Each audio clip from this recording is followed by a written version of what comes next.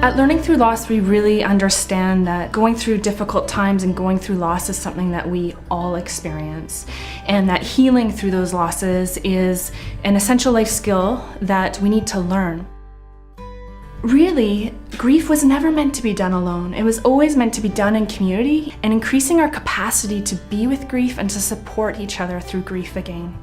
Youth are at a really unique time in their life where they're at developmentally. So loss experience at this time in life actually leads to a very unique experience of grief, that which is different from that of a child or of an adult. It's really hard to sleep at night sometimes because just stay up and toss and turning, all these effects just from your parents breaking up. Socially, I just separated myself from everything. I never wanted to go to school. Like, I didn't. I just wanted to stay away. Didn't feel safe. It's actually been shown that it can take them up to 2 years to even disclose that they need help because they don't want to be seen as different from their peers. My self-esteem fell dramatically, like a lot. There's no doubt about that. Over 75% of youth who are in the criminal justice system or who are affected by mental illness or addiction or homelessness, over 75% of those youth experienced a big loss earlier in their life that they didn't have the skills or the resources to heal through. The death of my father, my attitude changed, started dressing differently, I started making not so great choices like drug abuse and alcohol. Sort of like cheating, because it's just a numb, like as soon as you use the drug or as soon as you drink, you forget about all your pain and everything, and it just shouldn't be that easy. We have several different types of services. We deliver grief education to youth, so we're in classrooms all around the Greater Victoria area. We actually speak to over 3,500 youth each year from grades 6 through 12, opening up conversation about what is grief? What does it look like? What kinds of losses and situations can we experience that may lead to grief? And most importantly, what are the skills and strategies for healing through it in healthy ways? So there's grief education for youth.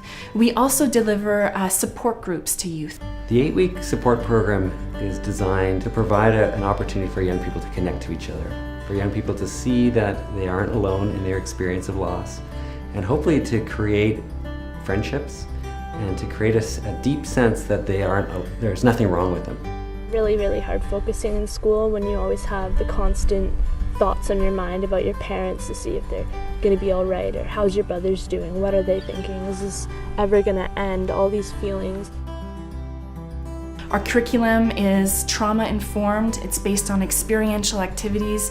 It's based on fun. When we can, we get out in nature.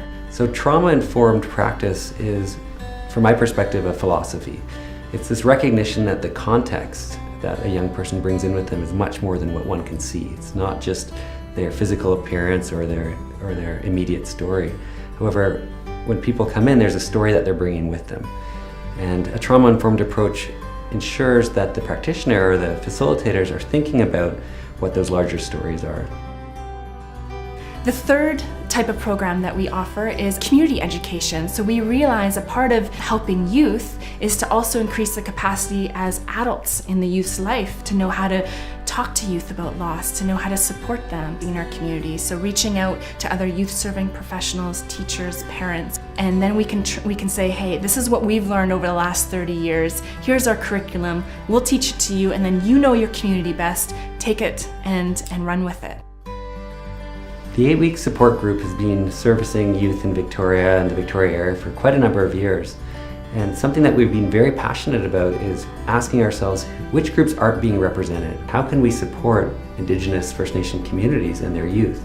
And that's been really exciting, working with places like the Victoria Native Friendship Centre, the Wasanik Tribal School, and other local nations to help support their communities in engaging their youth. As well, we recognize that in this day and age, many people are fleeing their homelands, their countries, for numerous reasons, for persecution, and that they're arriving in these new places and they're experiencing profound loss. There's this notion that if someone's experiencing persecution, there's been a lot of organized violence.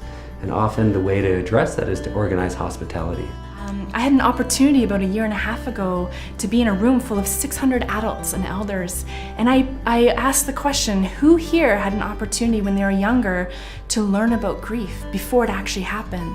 And not one single person raised their hand. And that to me just shows, and it really speaks to what learning through loss wants to accomplish. I want that to change. I want 20 years from now for me to ask the same question to a large group and to have everyone put up their hand. This is essential. We all go through grief, we all go through loss and change in difficult times. And to be able to have the support and the positive social responses when that happens, it's life-changing. There's always going to be someone that understands you, who knows the same pain as you. Never give up, ever.